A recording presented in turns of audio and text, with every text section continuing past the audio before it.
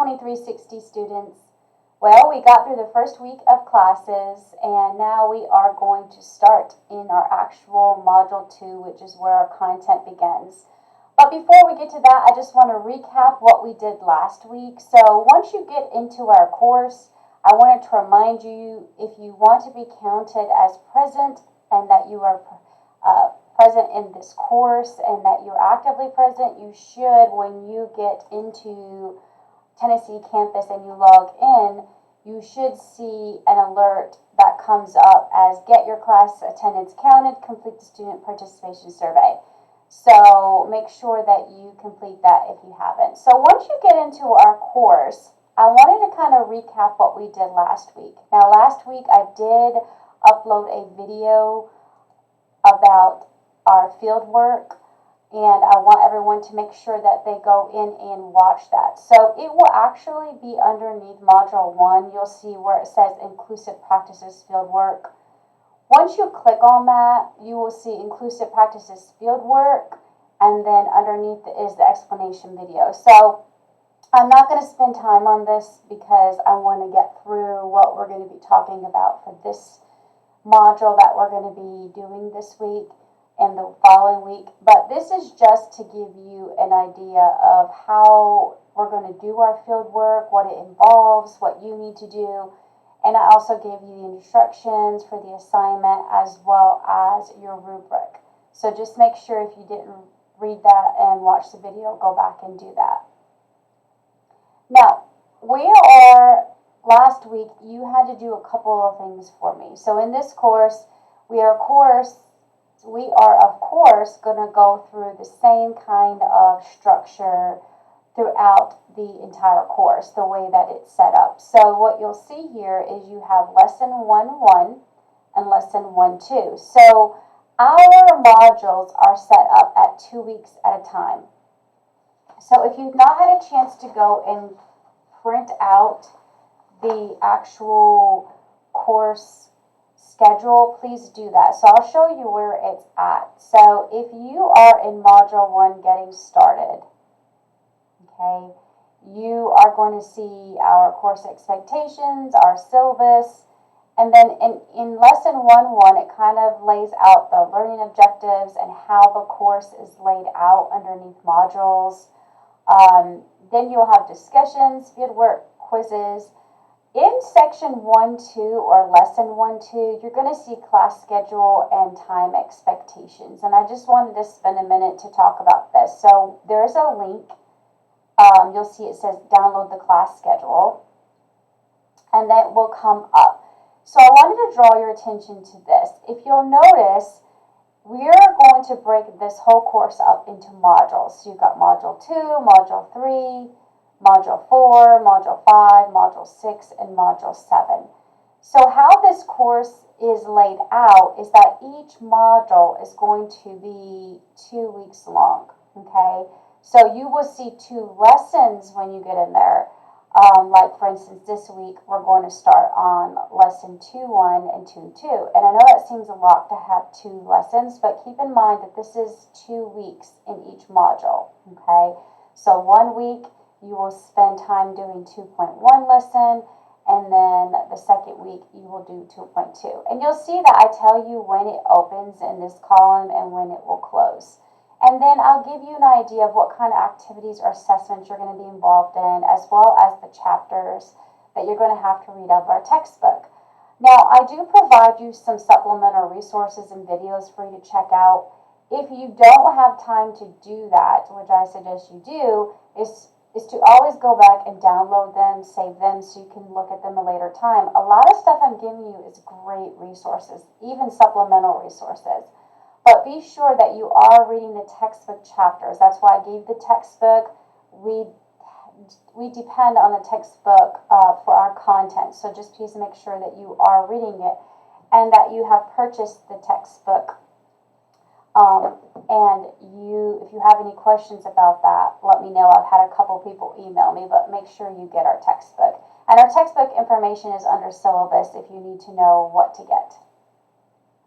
So let's go back into the actual content. So if you click at the tab at the top that says content, we're going to kind of walk through a little bit and give you an overview into what we're going to be working on this week.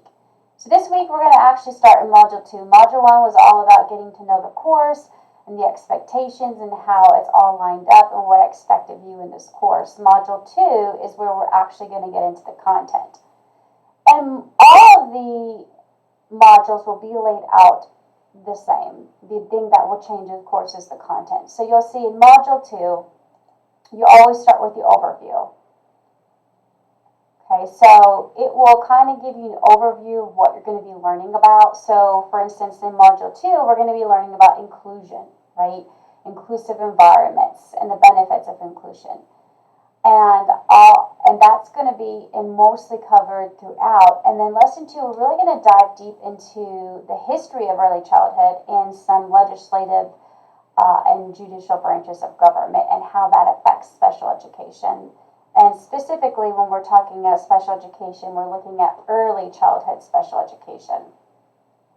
So in each module, you'll see I give you something here that kind of gives you an overview of what you're going to be reading, if you have anything to watch, and then you will either have a post or an assignment. Okay, so if you have a post, that means you will be completing a discussion board activity. And then if you have an assignment, it'll tell you something you have to submit to Dropbox. And then, of course, every module will have a quiz, so you'll have to take the quiz. So if you'll look here, one thing I do want to remind you of, and you should have read this in Module 1 when we were talking about discussion boards, is that always there is a discussion board where you can ask me a question, like if you have any thoughts about Module 2. So it's called I Have a Question. And then if there's something relevant that you'd like to share, maybe a resource or something cool that you found, there's a separate discussion board called Want to Share. So just check those out, and you can find it under discussions here at the top. So if you click the arrows to the left or right, and this may be similar to how your D2L system is set up in your homeschool, that's how you'll navigate through the module. Okay, so I give you the learning objectives, our course outcomes. So what our course outcomes and how this module is related to which course outcomes and how they're connected. And I always give you focusing questions, like things you should be thinking about, and have these questions available to you when you're studying and reading and going through this, because these are going to really help you make a connection with the content. Okay, this is going to be a page where I tell you reading and resources. So this is what I talked to about a few minutes ago, excuse me.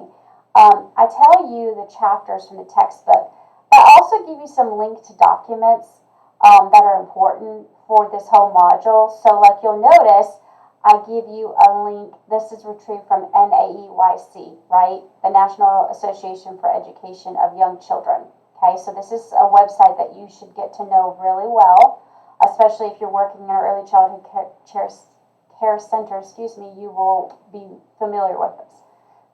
But I also give you, some links specifically to something I want you to look at, right? So here's the joint position. So click on that. And then also, we got Division for Early Childhood, which is another great resource for you as an early childhood educator that I want you to look at as well, or practitioner. We use those two words interchangeably. So make sure you look at those as well. And then next, I give you vocabulary, right? So these words below are going to help you make connections to the content, but also define it and make a deeper meaning so you can know what these words mean. So these are going to be terms that you're going to see throughout lesson 2.1 and 2.2. Okay, so in module, then after you get an overview, then you actually get into the first week's lesson. So like I told you, I tell students that it can be a bit overwhelming when you see 2 lessons, but keep in mind you're doing this in a 2-week time period. So each module will last 2 weeks. So break it up, pace yourself, do lesson 2.1 this week and lesson 2.2 the next week.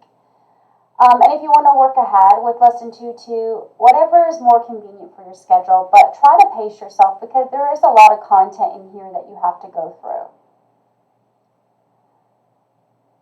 Okay, so what you're going to be looking at specifically in lesson 2.1 is you're really going to learn about how rewarding it is, but also some of the challenges that can happen with inclusion and the opportunities that you have working with young children.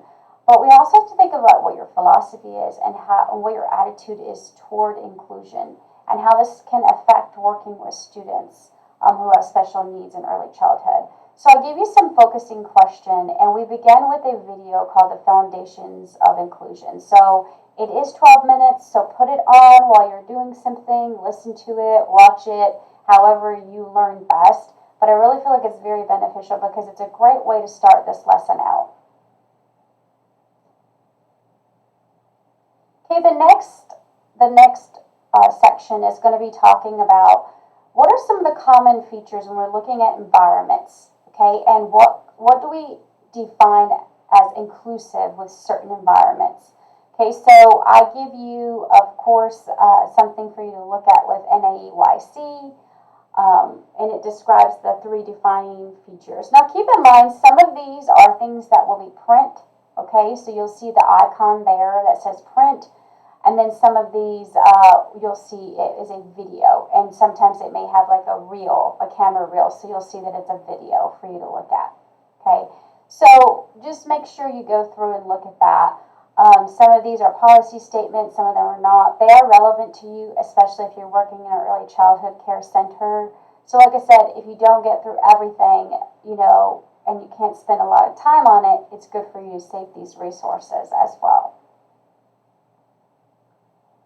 Then the next one we talk about benefits of inclusion. So you'll see some of these videos are a little bit longer. That's why I say if you're doing something, put it on in the background while you're doing something else if you can do that. If you can't multitask, you may have to watch it and just sit down and take notes. But this video is really good because it talks about inclusion for children with disabilities and children without, and how that's going to look in an early childhood care setting. So make sure you look at that. Then we're going to talk about human rights and good social sense and all of those sorts of things and how they benefit, these categories benefit inclusion. Okay, we also go into the challenges of inclusion, right? So what are teachers facing in the classroom in these inclusive environments? So we start by listening to a teacher, okay, in this section. It's only a short video, so you can watch that. And then we list some challenges for teachers. And then we start looking at what are, statistically, what are we seeing when we go out and talk to educators? How much percent, were we looking at attitudes and beliefs, transportation? So how are all these statistics related to inclusion? What are we seeing out there?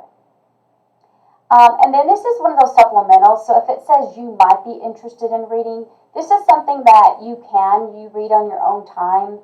All these are very interesting. So if you don't get to do it right away, look at it later. And then we talk about the different types of program, right? And then we're talking about indicators that help identify programs, right? And these are the ones who are providing inclusive services. So, like, what's the program's philosophy? What does the program administrators look like? And how do they support inclusive practices and services? What kind of opportunities do they provide for those students? We have to look at their resources and how their funds are allocating toward those services. What's the spirit of collaboration? So what's going on with our partnership among the child's team? So that's maybe OT, PT, or speech, or visual support, any of those sorts of things, working with the parents. The knowledge of how the child develops. So what's your knowledge on these specific disabilities or needs that the child has? Do you have special practitioners in there that will support you, that are more knowledgeable of these special needs? Then we look at who participates actively. What kind of environments or routines do you have? How does the child interact? How are you interacting with the families? How are they involved? And then we look at proportion of children with and without in that inclusive setting. I also give you something to read. It's just a little background about inclusions with disability, which is very interesting if you are not familiar with special education. And then there's a short video about a student's family and what their story is with a child who has special needs and being in an inclusive setting. So this is about 6 minutes, so it's pretty short. Okay, then we talk about best practices. Best practices that you should be following when you have young children who have disabilities in your classroom, right? So creating accessible learning environments, encouraging play, learning and membership. How are they participating? How are you participating?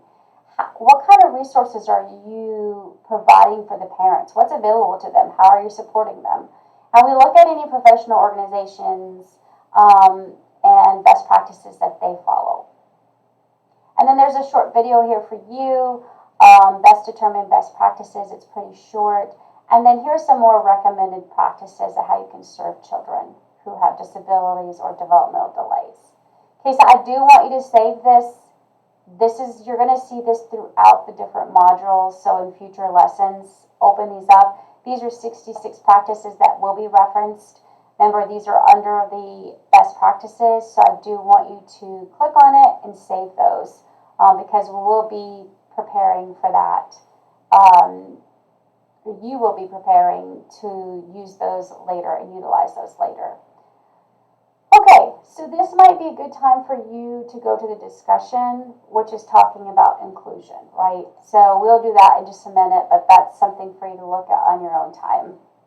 Okay, and that got you through lesson 2.1. Then you move into 2.2. Okay, so lesson 2, I told you, is going to really dive into legislation. It's going to talk about the history of special education and how it's changed and grown over the years.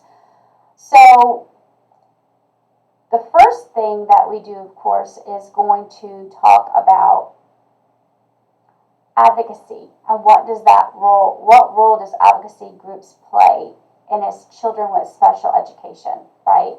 So we have to look at Education for All Handicapped Children Act. Okay, when did that start? How did it change and evolve over time? So this is really interesting. I really want you to pay attention to this, especially if you don't know a lot about special education, because you're going to see the laws put in place and how they were actually started. The parents were actually the ones who started legislation for their children with disabilities. And it's really interesting how the law got passed, and it was initiated by these parents as they advocated for their children. So I want you to watch this video here, Every Student Succeeds Act, when it talks about equity. Then we have the Head Start Act. We go over what the Education for All Handicapped Children Act is, and then the ECED, which is Education for All Handicapped Children Act. And when did that start? Okay, so we're specifically talking about those amendments for preschoolers and toddlers. Okay, how does case law influence? So what kind of lawsuits influence the education environments that we see today? A specific one that we could look at, of course, is Brown versus Board of Education, or Pennsylvania Association for Retarded Citizens versus the Commonwealth of Pennsylvania. So I want you to look at that. Okay, and then we're going to look really a little bit into just non-discriminatory laws and how they impact special education. Okay, so we're going to be talking about two in specific, and we're going to refer to these throughout the semester, so make sure that you kind of spend a little time with this. So we're going to be talking about IDA, which is Individuals Disability Education Act, and Every Child Succeeds Act, ESSA. Okay, so we are going to talk about how these two laws prohibit discrimination for those who have disabilities. So I want us to make sure that we're looking at. Another thing I want us to pay attention to is Section 504 of the 1973 Rehabilitation Act. There's a video here that talks about it a little bit. So it's a pretty short video, talks a little bit about how recipients provide students with appropriate educations and how this is related to the law. And then I want us to look at the section called Frequently Asked Questions about Section 504.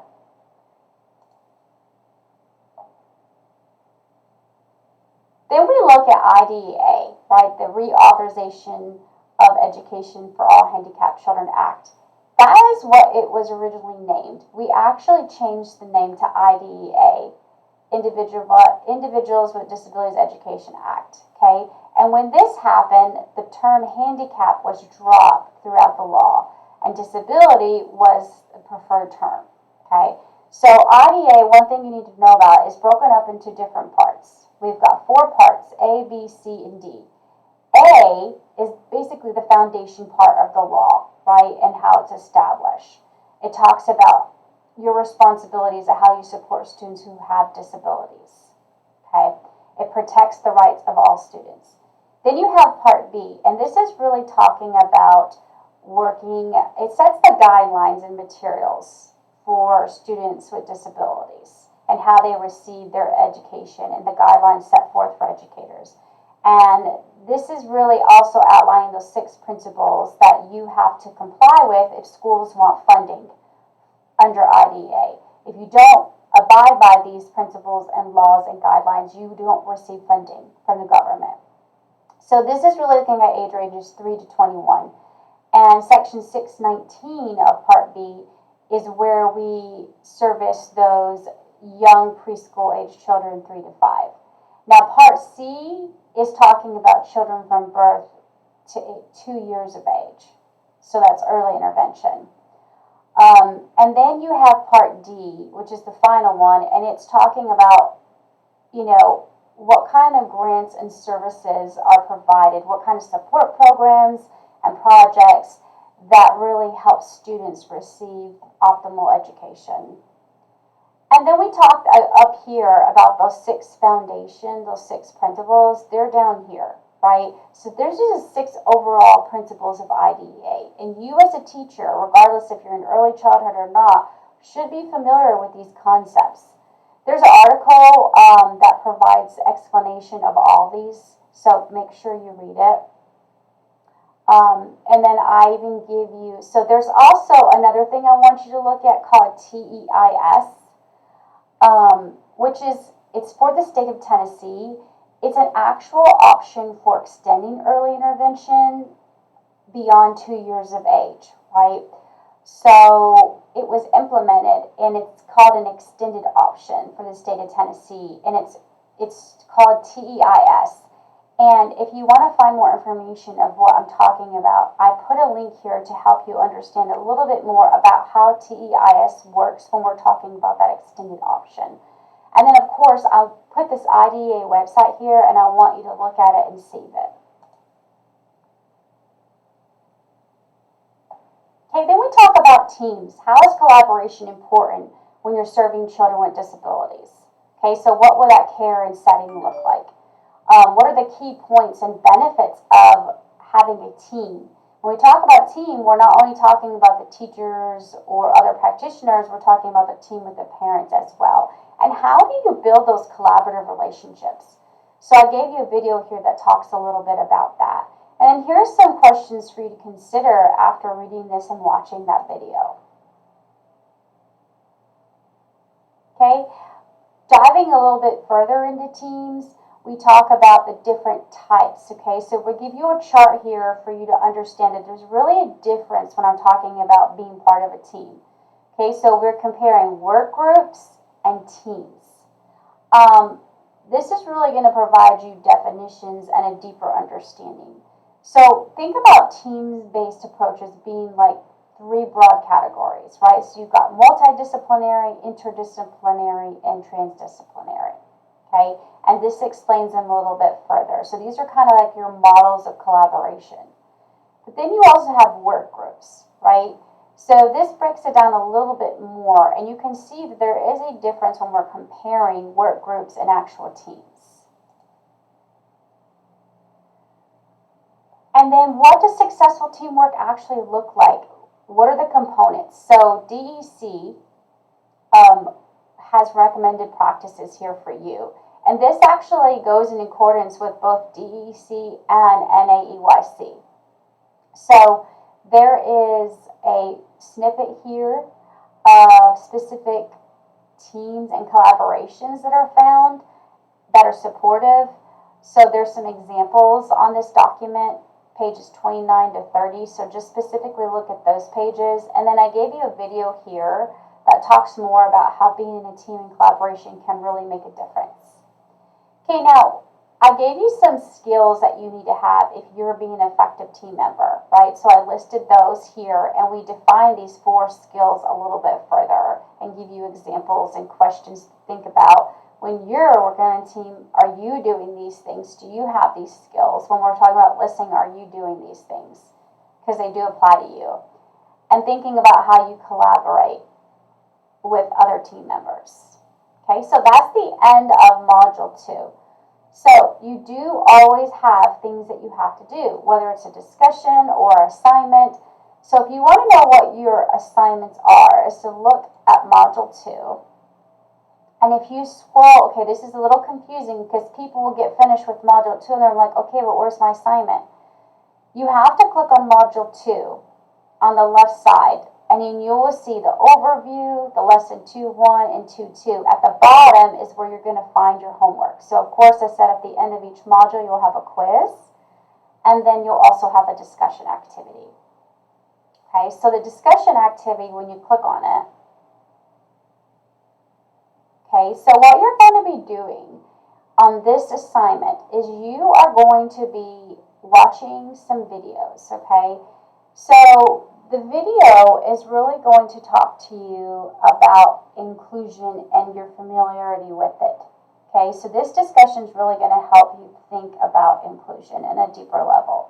So Dr. Patrick Schwartz, he really is an engaging professor, right? He's an author, he's a motivational speaker, he's a leader in inclusive education, special education, human services.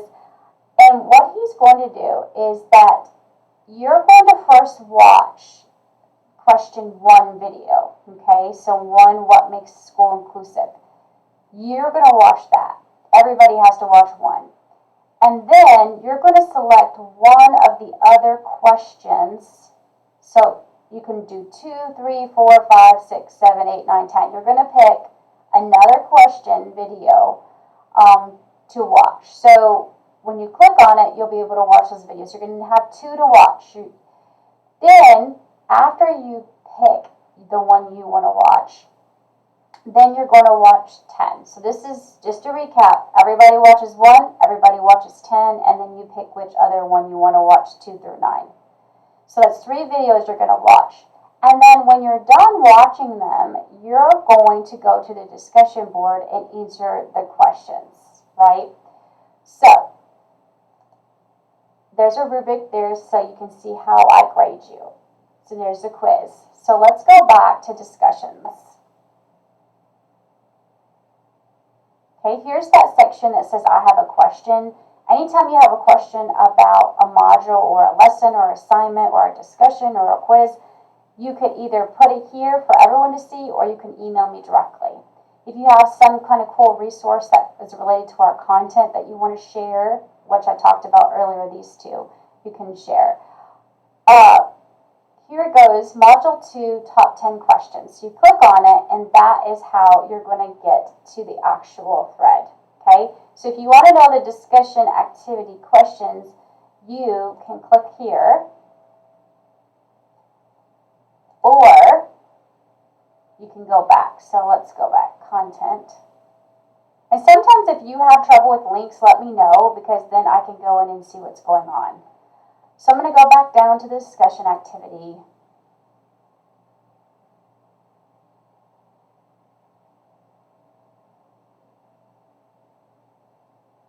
Now, what I want you to do is answer these questions. Is inclusion a term you're familiar with? In what ways did Dr. Patrick's definition of inclusion, how does it align with what you understood the term to mean? How did it differ from what you thought? And think about the definition that was presented in the textbook and in the content I gave you in the modules, Module 2.1 and 2.2. Compare those. And which other section of the presentation did you watch, right? Because you got to watch 3 sections. You're going to watch 1, video 10, and then you pick which 2 through 9. So you're going to talk about that. And I want you to give 2 to 3 sentences summary of what you watched and what your reaction and thoughts are. So give us a little bit of thought into what you were watching on video 110 and then whichever one you chose from 2 to 9. Okay, and that will be your homework activity and you'll discuss it. Now, one thing that I want you to realize, if you click on the rubric, it comes up, you're going to see that I'm going to grade you on 3 things. I'm going to grade you on the quality of your post, your format. So, did you answer everything you were supposed to? Did you have a lot of grammatical errors? Did you post by the due date? And then I'm going to look at the section about how you reacted and what was your response to another person. So to get full credit for this response, you have to make sure that you're responding to at least one other person's post. So just make sure you're relevant to that, okay? And I agree with you, Bob, is not an accurate way to get full credits for a reply, okay? You have to add something to the discussion. So you have to reply to at least one person. You have to make sure you answer everything. You did it on time, and then I'm looking at your actual response as well. So that's a rubric of how I'm going to grade you on your discussions every time. Okay, so your activity this week is a discussion board from the videos, and then you're going to do your quiz. Okay, guys, you have 2 weeks. This is not due yet. Again, don't forget to go back up to content, click on Module 1, and then you can scroll down, because it will show you your calendar, your class schedule, so you'll know when Module 2 is due. So you'll look here, the content open today. It does not have to be completed. Your quiz will close on September 10th, and then your discussion board will also be due. Guys, don't wait too late to do your discussion board response. Or your discussion post, because if you wait till the last minute, no one's going to have anything to reply to on someone else's post. So try to get into your discussion post sometime in the 2nd week, and then try to get your replies done by September 10th. That's just the best way to spread it out where someone has something to respond to. If everybody turns their discussion board in on September 10th, and that was your initial post, how are we supposed to have time to reply? Alright guys, so that completes Module 2. If you have any questions, please feel free to reach out. I hope that these bi-weekly module videos are going to help you so you'll understand what I expect you to do. Alright guys, I will see you next time. Take care.